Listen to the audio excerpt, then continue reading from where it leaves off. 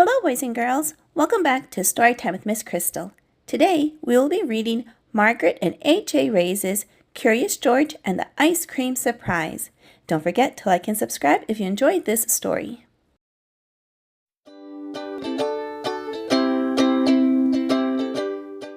George was a good little monkey and always very curious. One hot afternoon, he heard jingle, jingle, jingle, jingle. What could that music be?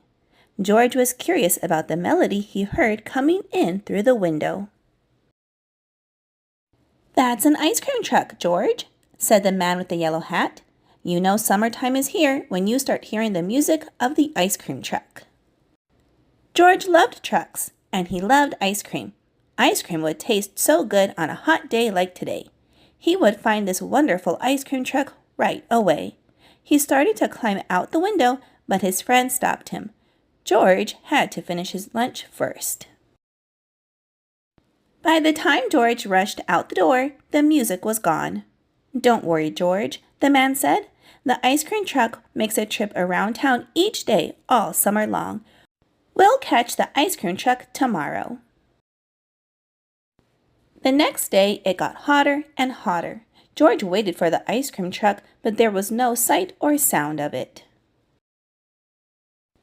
"Let's go to the pool, George," said the man with the yellow hat. George ran to get his towel. Splashing around in the pool would be a great way to beat the heat. But the pool was closed for renovation. "Look on the bright side, George. By autumn, we'll have a larger pool with 3 diving boards. Won't that be fun?" It did sound fun, but George needed to cool off now, not in the autumn. So George went back to waiting for the ice cream truck. He dreamed of vanilla, chocolate, and strawberry ice cream bars. George thought he heard the sound of music from the ice cream truck once, but it was just a little boy's harmonica. George and his neighbors decided to go to the park to run through the sprinklers, but just as they arrived, the sprinklers were turned off.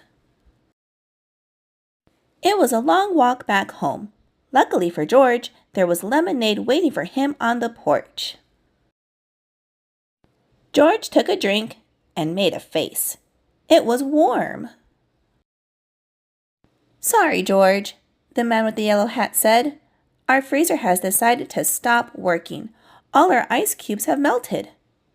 Now would be the perfect time to hear the sweet sound of the ice cream truck. Wait, was that it?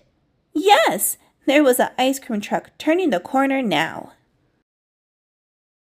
"Wave it down, George. I'll be right back with my wallet." The man with the yellow hat rushed back inside his house. But the ice cream truck driver did not see the little monkey on the curb. The truck was not driving very quickly, but it was driving away. George looked back at his house. He looked at the truck. Then he had an idea. George climbed a tree and swung from branch to branch until he swung right onto the roof of the truck. He rode the truck into town. The truck stopped beside the town park. A window on the side opened up, and a small child and her mother stopped to buy ice cream. George could not believe his eyes. The little girl had ordered a frozen treat that looked exactly like a chocolate-covered banana. George danced happily. He knew exactly what to order. The little girl saw him and laughed. So many people wanted ice cream that the driver ran out of change. He hurried over to the nearby bank to get more. Meanwhile, George noticed that the ice cream line was getting very long. Everyone looked hot. There was no shade to stand in. Maybe he could help.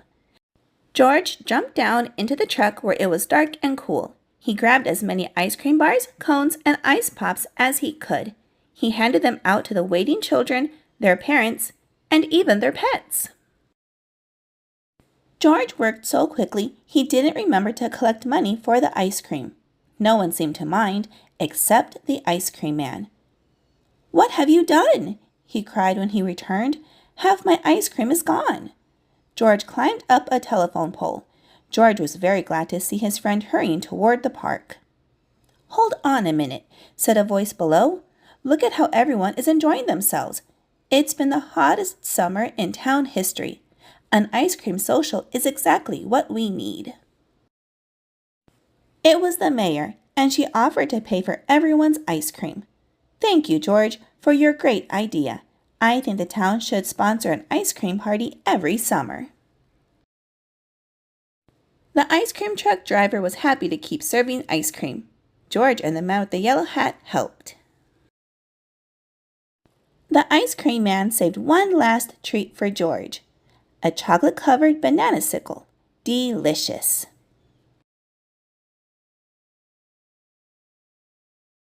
All right, boys and girls, I hope you enjoyed this reading of Margaret and H.A. Ray's Curious George and the Ice Cream Surprise.